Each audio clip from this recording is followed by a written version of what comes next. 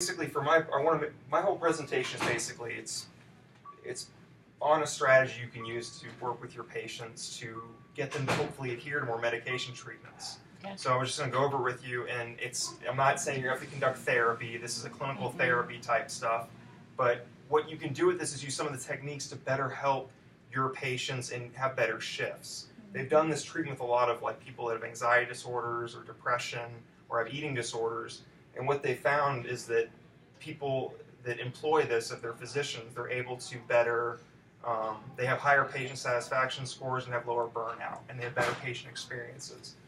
So I'm going to talk specifically about motivational interviewing.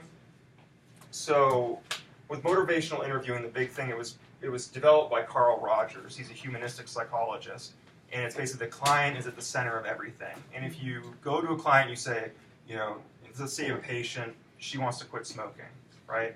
And you go, you need to quit smoking because of lung cancer, because of this, because of this, because of this. Those external demands on the patient are actually going to incur resistance.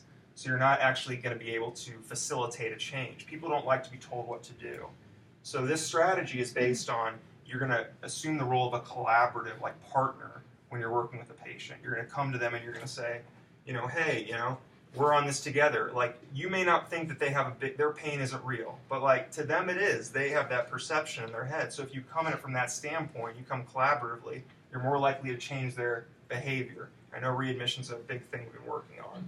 So we have to account that motivation is going to wax and wane with people. Basically, that's how people are. People aren't generally an improvement. They're not like a straight line. It's more of a gradual process of slip-ups and back-up with drug abuse or smoking or any of these things. So the principles of MI, motivational interviewing, you need to express empathy. So like I was saying, you come with the patient, you're collaborative, you're supportive, you're meeting them halfway, you're saying, geez, this has been a really challenging experience for you. The next one is developing discrepancy, and this is actually the most important thing. So as you're working in your shift, you're going room to room, you start, we contact the patients more than any other professional in the hospital.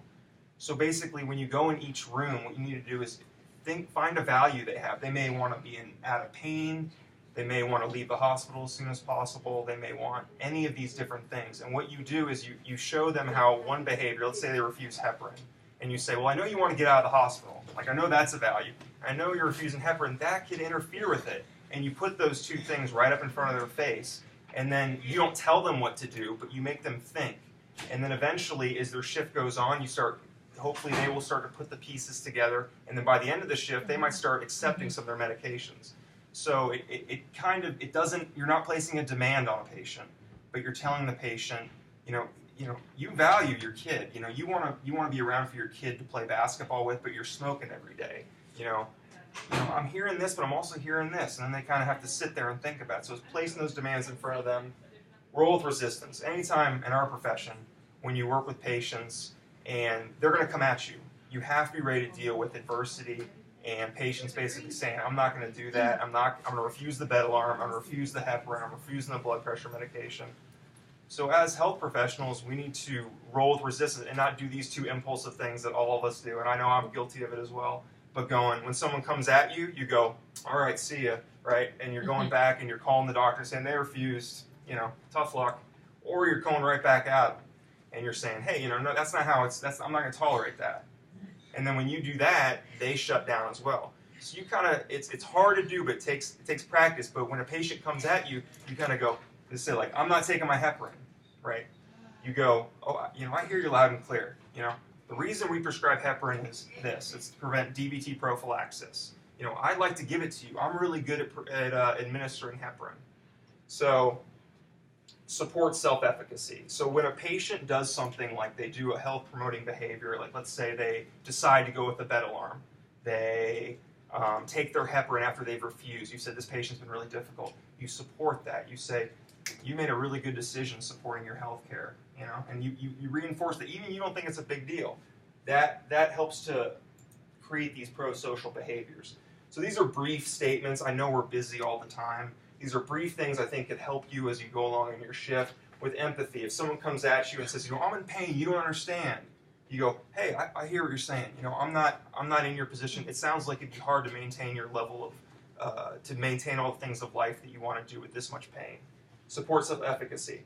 If someone says, I quit smoking for 3 months, and you go, wow, how did you do it for 3 months? You support that, and then that helps the patient feel like they can do it. Roll with resistance. Someone goes, I'm not taking my heparin. You go, hey, I hear you loud and clear, right? Like, you don't want to take your heparin right here. Okay, we prescribe it because of this. I'm really good at administering it. I'm proficient. And you tell the patient that, and it encourages. I've had many patients refuse aspirin or different things, and I go, this is what it's for. Like, hey, I'm on your side here. We want the best care for you. Develop discrepancy. Okay, like, hey, I hear that cigarettes take away the stress. Hey, I get stressed too. I hear that but I also hear that you love your granddaughter and you'll play ball with her. Okay? So I hear those two things. Where do we want to go from here? Right? So validating the patient experience, I'm going to go to the, so that for the skills of MI, you ask open-ended questions. You go, a big one I really like is, could you tell me more?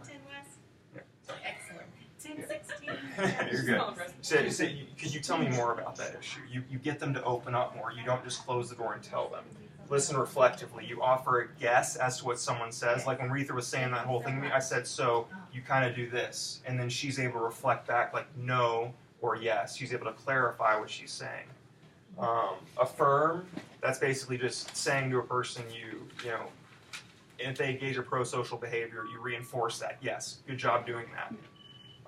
Summarize, if the patient gives you a whole life story about what's going on with them. Like, I had pain today, my nurse wasn't, she wasn't attentive to me, my procedure got canceled, this happened, and then you go, okay, so I hear your pain wasn't controlled, your procedure got canceled, they haven't been attentive to you. Am I understanding you correctly? These are the 3 things we're dealing with here? They go, no, it's actually my sister, she called a little bit earlier, and she's been, just anxious and bugging me. You kind of summarize it for the patient to get at what actually they're talking about.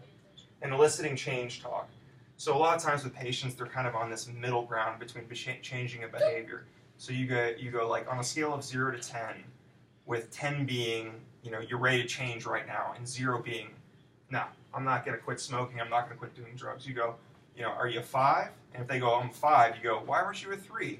Like, tell me. So it sounds like there is something you're tossing around here. And elicit, provide, elicit. Now, this is really good with our patient population, the older adults, because what you do is they have this vast, expanse of knowledge through their years of living.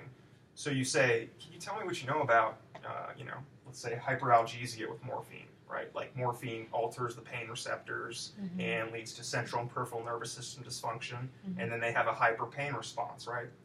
So you say, tell me about what you know about hyperalgesia, because they're like, I'm not going to take my morphine, or I want more morphine. They never say I don't want to take my morphine. I want more morphine. So you say, tell me what you know about hyperalgesia. Like, oh yeah, I don't really bother with that. Or they say, yeah, it's something that increased pain with taking opioids. And you go, yeah, actually, it's a really big issue. And if you keep taking these medications chronically, eventually you're going to have an increased pain response. So this is a factor you need to consider here. What do you think about that?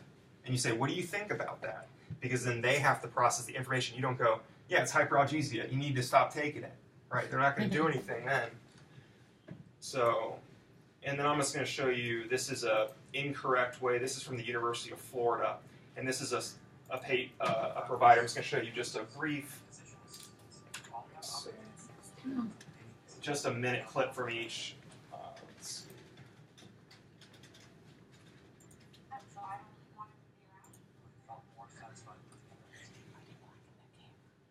Who's camera? The camera behind you. He's filming.